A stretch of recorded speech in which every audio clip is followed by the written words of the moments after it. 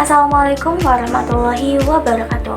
Perkenalkan, nama saya Ananda Salsabila Aulia dengan NIM 6324038 dari Program Studi Sistem Informasi Akuntansi. Pada kesempatan ini, saya akan memaparkan hasil analisis bahasa pidato Presiden Republik Indonesia Bapak Joko Widodo dalam pidato peringatan Hari Anti Korupsi Sedunia.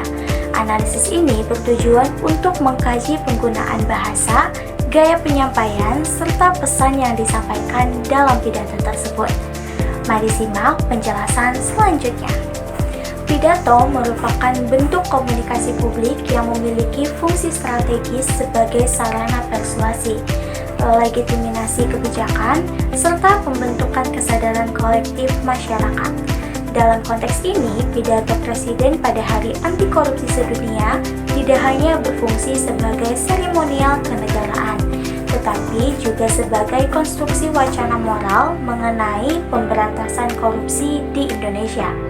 Analisis ini dilakukan melalui pendekatan analisis bahasa kritis, meliputi struktur retorika, pilihan diksi, strategi persuasi, kesesuaian kaidah bahasa Indonesia, serta relasi bahasa dengan kekuasaan dan ideologi.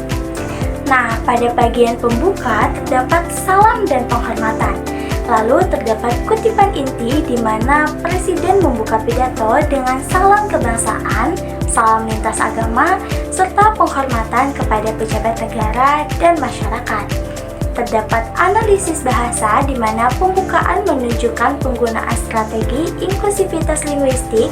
Penyebutan salam lintas agama merupakan praktik bahasa simbolik yang menegaskan identitas Indonesia sebagai negara plural. Secara pragmatik, salam tersebut berfungsi untuk membangun kedekatan emosional, menciptakan legitimasi moral, serta menempatkan pembicara sebagai representasi seluruh kelompok sosial.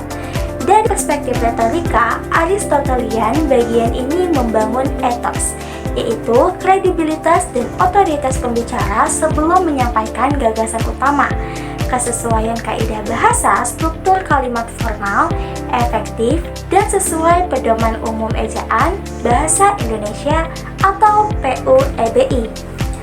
Terdapat kutipan inti di mana Presiden menyatakan bahwa korupsi masih menjadi masalah besar dan membutuhkan kerjasama seluruh elemen bangsa. Lalu terdapat analisis bahasa, pilihan kata seperti masih menjadi tantangan besar. Hal ini menunjukkan strategi mitigasi bahasa politik, di mana Presiden tidak menggunakan diksi konfrontatif, melainkan diksi moderat. Tentunya hal ini menunjukkan bahwa bahasa politik itu cenderung menghindari konflik langsung, dan narasi itu dibangun sebagai tanggung jawab kolektif, bukan kesalahan individu atau lembaga tertentu. Secara wacana kritis, penggunaan kata kita merupakan teknik collective framing, yaitu menggeser tanggung jawab dari pemerintah semata menjadi tanggung jawab nasional. Sehingga bahasa menjadi alat konstruksi realitas sosial di mana korupsi diposisikan sebagai persoalan sistematik. Terdapat kutipan inti di mana pemerintah menegaskan komitmen untuk memperkuat sistem pencegahan dan penindakan korupsi. Lalu analisis bahasanya adalah pada bagian ini muncul dominasi kalimat deklaratif performatif, yaitu pernyataan yang sekaligus berfungsi sebagai tindakan politik.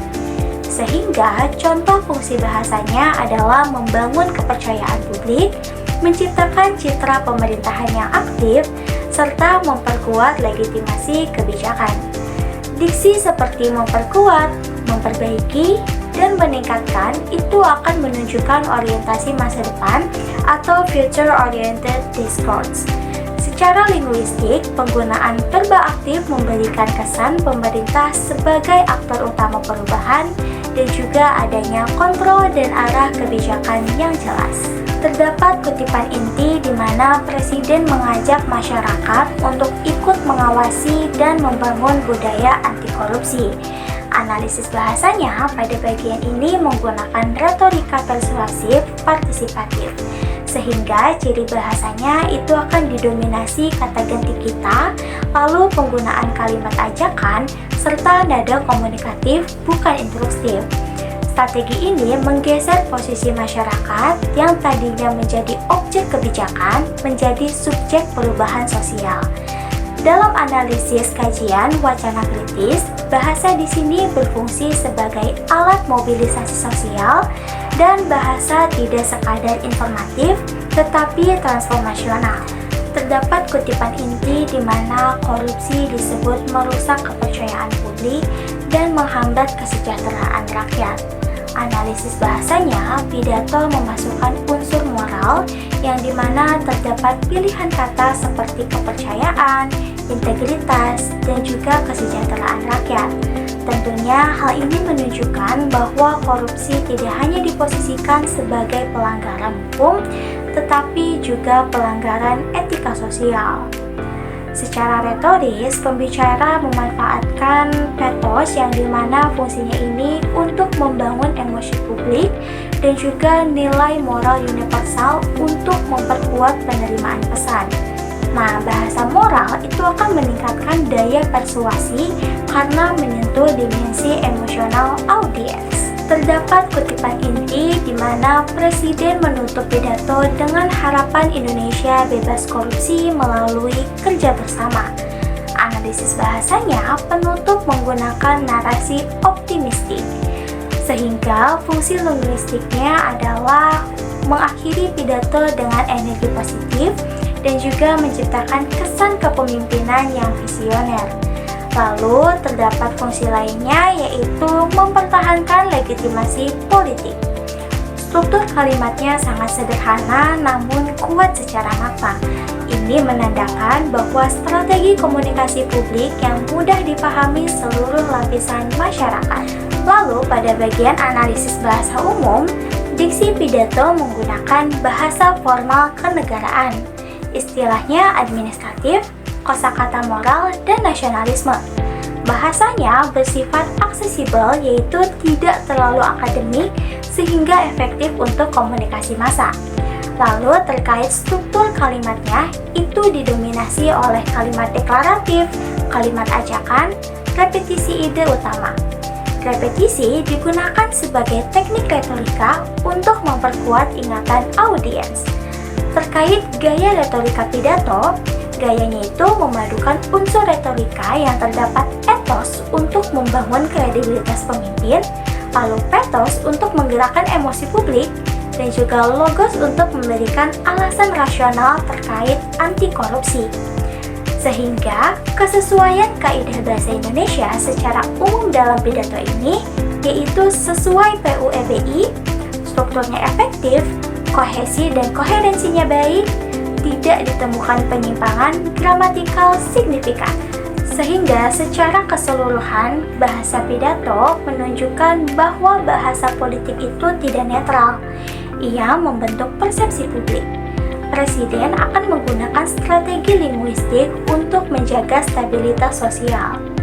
Korupsi di sini direpresentasikan sebagai masalah kolektif, bukan kegagalan institusional semata.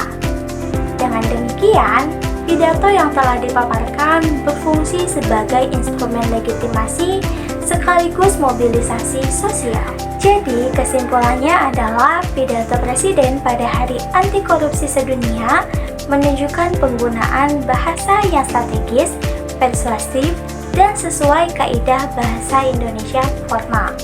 Struktur pidatonya juga tersusun secara sistematis. Terdapat pembukaan legitimatif, penyampaian masalah, penegasan komitmen, ajakan partisipasi, serta penutup dengan optimistik. Secara linguistik dan wacana kritis, bahasa pidato tidak hanya menyampaikan informasi, tetapi membangun kesadaran moral. Itu akan memperkuat legitimasi pemerintah serta mengajak masyarakat menjadi bagian dari gerakan anti korupsi nasional. Demikian pemaparan materi mengenai analisis bahasa pidato Presiden Republik Indonesia Bapak Joko Widodo pada Hari Anti Korupsi Sedunia. Semoga hasil analisis ini dapat menambah pemahaman mengenai penggunaan bahasa dalam pidato resmi serta pentingnya nilai-nilai anti korupsi dalam kehidupan bermasyarakat dan juga bernegara. Terima kasih atas perhatian yang telah diberikan. Wassalamualaikum warahmatullahi wabarakatuh.